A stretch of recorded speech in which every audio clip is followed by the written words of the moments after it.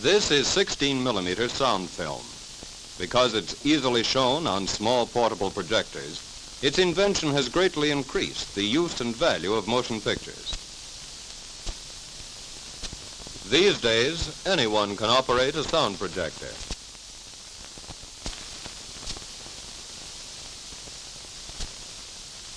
The film is a celluloid strip, perforated along one edge. A gelatin coating on one side contains the images of pictures and recorded sound. On black and white film, these images are formed of silver, and on color film, they're formed by dyes. Celluloid, unfortunately, is not the world's strongest material. Therefore, motion picture film must be handled with care to protect it from damage.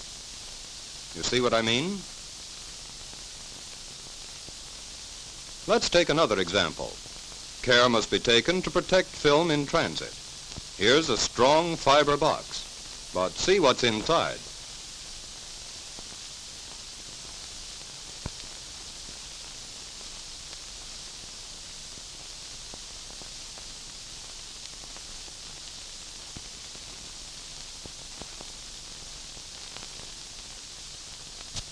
If, before we ship a reel of film, we apply a paper band and fasten it securely, at the other end of the line we'll have film, not spaghetti. There are two types of celluloid used in the manufacture of film. One of them, known as cellulose nitrate, is the kind used for the 35mm print shown in the movie theaters. Nitrate film is comparatively strong, but it has the disadvantage of being highly inflammable. It is almost an explosive. Theaters are required to maintain elaborate precautions against fire and to employ highly skilled operators.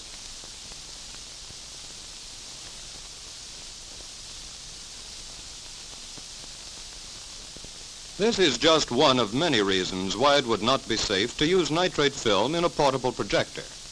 All 16mm film is made of acetate cellulose. Acetate film is perfectly safe, but it's not as tough as nitrate. Any friction against the surface of moving film is likely to produce a scratch.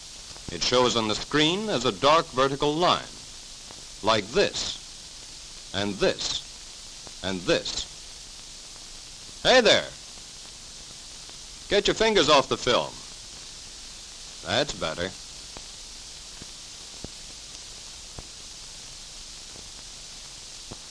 The manufacturers of 16mm projectors carefully design their machines to keep film wear and strain at a minimum. But in running through a projector, the film necessarily touches and rubs against parts of the machine. Here at the gate, for example, the film is pressed between two pieces of metal, the aperture plate and the pressure plate. But see how these plates are made. A wide path has been hollowed out for the pictures to go through, and another has been made for the soundtrack. The important areas of the film are not touched at all. Other parts of the machine, the guide rollers, sprockets, and the sound drum turn with the film, and so there is no friction. In spite of the manufacturer's care, scratches sometimes occur in the machine. Careless threading is one cause. Here, for example, the operator is allowing the film to scrape the bottom of the lamp house. See those guide rollers?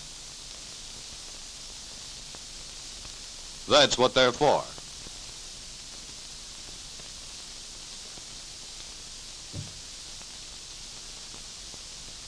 Film runs through the gate at the rate of 36 feet a minute. Dust and particles of gelatin are accumulating on the surfaces of the plates. Eventually, the hollowed-out spaces are filled with dirt. And so, we have more of those lovely scratches. Before every reel of film, the wise operator uses a brush to clean out the gate. At regular intervals, he inspects the gate for hard particles of gelatin that the brush could not remove. He scrapes them off with a toothpick. He does not use a knife blade, or a pin. A metal tool would spoil the polished surface of the plates.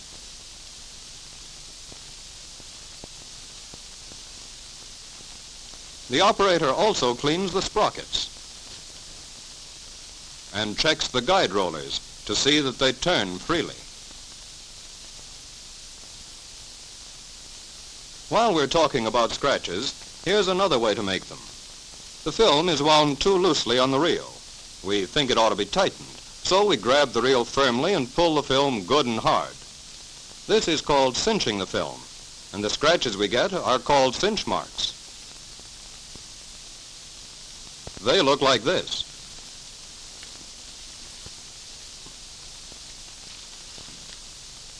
It's better to leave the film loose than to tighten it by cinching.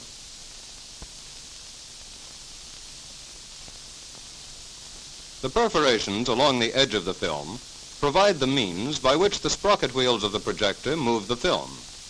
Here, the operator has been careful to mesh the film perforations with the sprocket teeth. But a bad splice in the film may cause the perforations to jump out of alignment with the teeth, and so new holes may be punched where they don't belong. It's easy to check for this sort of damage while the machine is running. Gently feel the perforated edge of the film as it passes into the take-up reel. If the film is rough or jagged, stop the machine. Look for the source of trouble.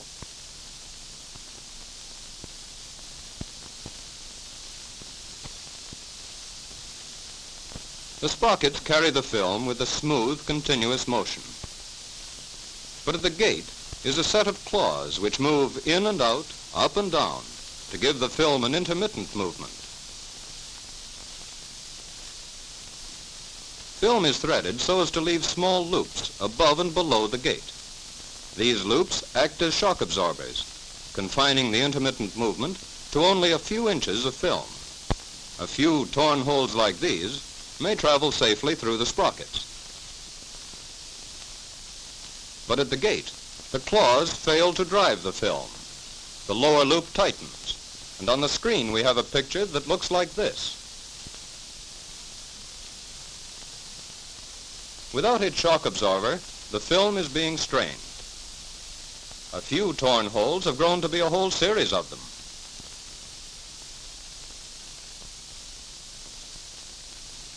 It's sometimes possible to reform a loop while the machine is running. However, it's better to stop the machine immediately. There will be less damage, and the operator has a chance to check all of the threading.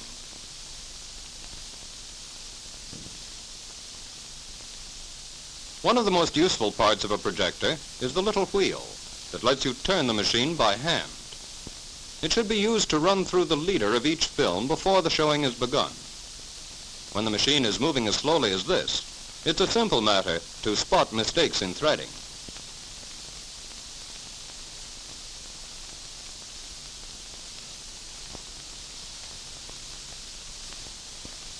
When a film breaks in two, it can, of course, be repaired. A splice is really a weld, so the trick in making splices is to have the overlapping surfaces absolutely clean. Roughing them lightly with a razor blade will help. And be sure that the cement you use is fresh.